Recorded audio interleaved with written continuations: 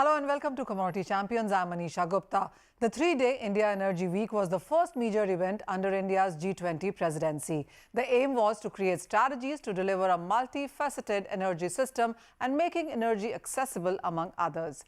Speaking to me at the summit, Sandeep Kashyap, COO at the ACME Group, sees green hydrogen and ammonia receiving higher investments. He also believes that India has the capability to run green plants on a 24/7 basis. Mr. Kashyap, thank you so much for talking to us at CNBC-TV18. And clearly, you're one person who is almost in all verticals when you look at renewables. We do want to know on what geographies do you think the penetration has been easier, what states have been more receptive, and where do you see a higher footprint going forward? So in fact, as you rightly said, we are in solar. We are one of the largest solar players in the country today with a portfolio of 4.8 gigawatt. We have recently ventured into wind. We are also developing pumped hydro solar projects, and we have entered into the battery storage as well. The major reason of entering into all these verticals is primarily because today we believe the DISCOMs are not really looking at pure vanilla solar or wind power. They are looking at hybrid, more dispatchable or RE-RTC power, and therefore we are working on all these solutions.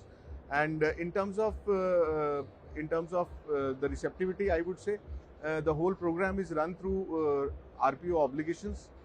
However, from the generation point of view, you would have seen in the last 3 to 4 years' time, most of the development which has happened primarily in the state of Rajasthan, because of the fact that you can generate electricity at the lowest cost over there, and you can actually supply that electricity to DISCOMs through ISTS network, which is the national grid, through PGSL substation.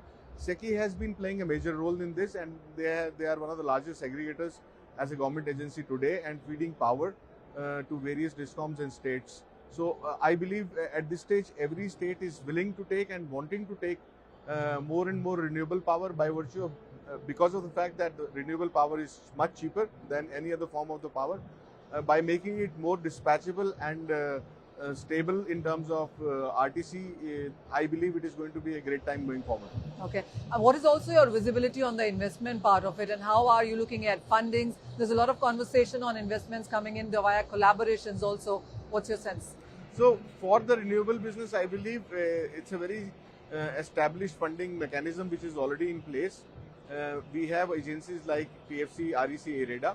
Generally, these are the government agencies which are funding the initial projects.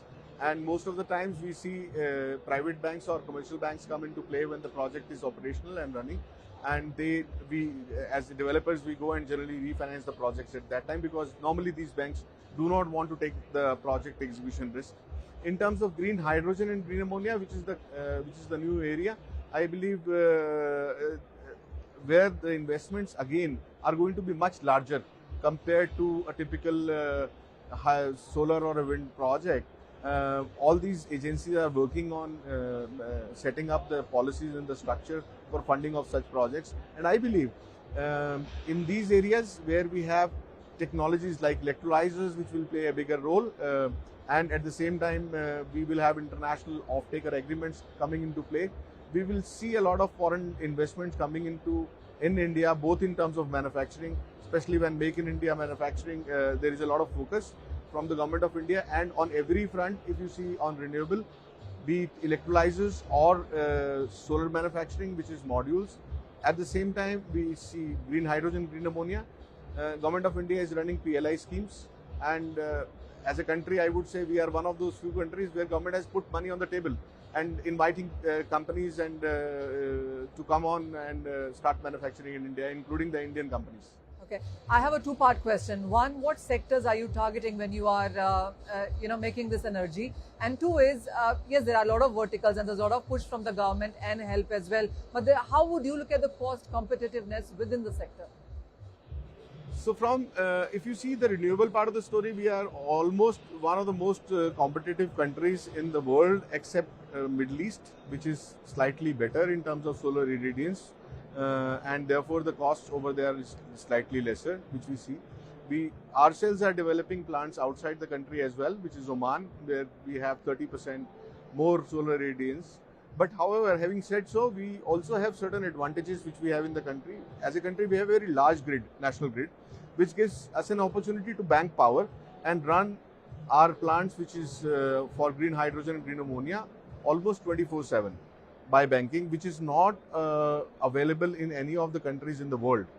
So if we really see, we become almost equally competitive compared to Middle East countries, and the gap which we see to be export competitive with our product, we have been giving inputs to Government of India, Niti Aayog and Ministry of New and Renewable Energy, and they have been kind enough to understand it and making it a part of the incentive schemes on exports or even for the Indian consumption in the new policy which is recently come out for green hydrogen and green ammonia.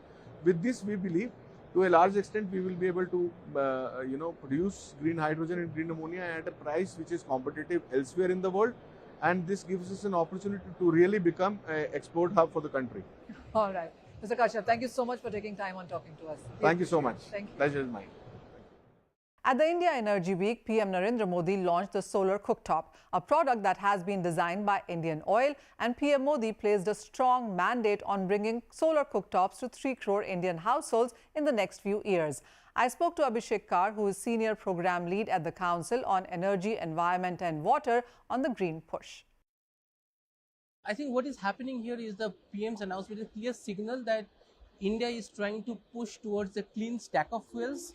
Currently, after the remarkable success of the Pradhan Mantri Ujjwala Yojana, the PMUI program, where we reached out to 9 crore women, but we know that people are using a mix of firewood and LPG, and if you have to stack, and if stacking is inevitable, we rather stack with the cleaner fuels like solar and LPG rather than firewood.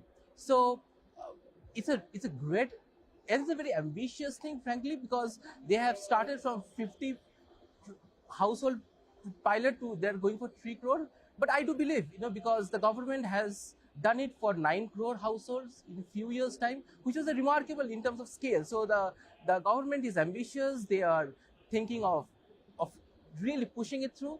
I think some of the key issues that will be very important when you do this kind of rollouts is, what is the target audience? And if the target audience is the rural poor, like it was for PMUI program, then there will be questions around financing, because of course the cost of a solar, and I'm sure you've seen the stove with a pretty large panel, it is going to be significant. People will not be able to bear it. So will there be bank, will be able to give microfinance? And the good thing with this is that the government has got the basis covered in terms of the basic infrastructure. People have access to bank accounts, it's linked to Aadhaar. So if the government plans to give out loans, it can be pretty quickly scaled up. So in terms of the elements of scalability are there, but what is going to happen is there will be significant need for private investment, unless the government wants to do it completely via the Indian Oil, or the other two OMCs can also join in. In case of solar, it will be like starting from the scratch. It's difficult, but I'm really hopeful this is going to be a great success. I was reading a report from you which suggested that nearly 70% households were using LPG, and this is for 2021. Interestingly, you also talked about carbon credits on LPG.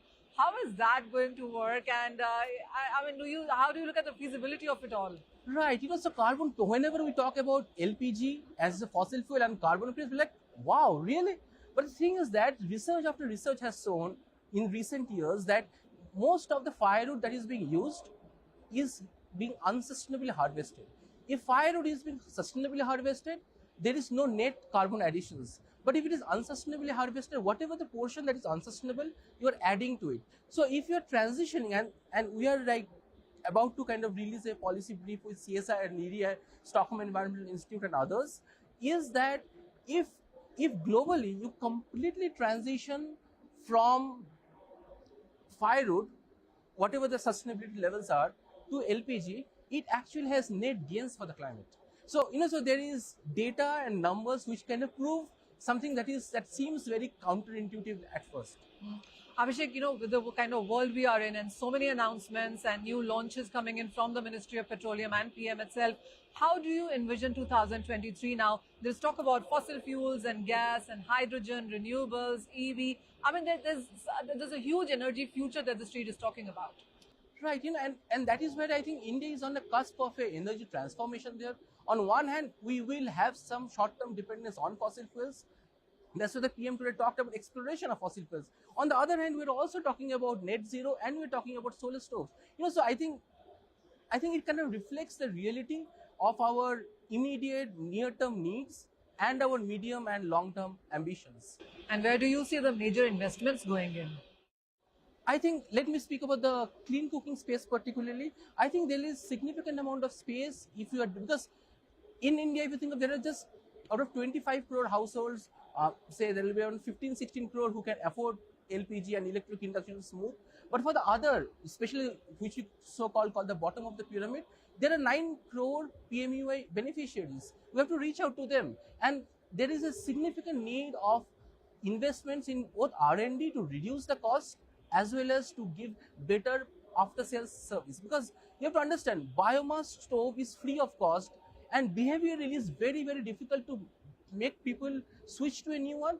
If the new technology is there and it's not working for any reason, the cost of switchback is very minimal. They can just rebuild a chula in a few days, in a few hours time. That is the reason, it's very important that when you are trying to scale up clean cooking, we actually focus on not just making the product a kind of robust one, but also the after-sales service and the entire infrastructure, market infrastructure. With that, it's time for a short break, but don't go anywhere. We bring to you more from the India Energy Week and renewables industry.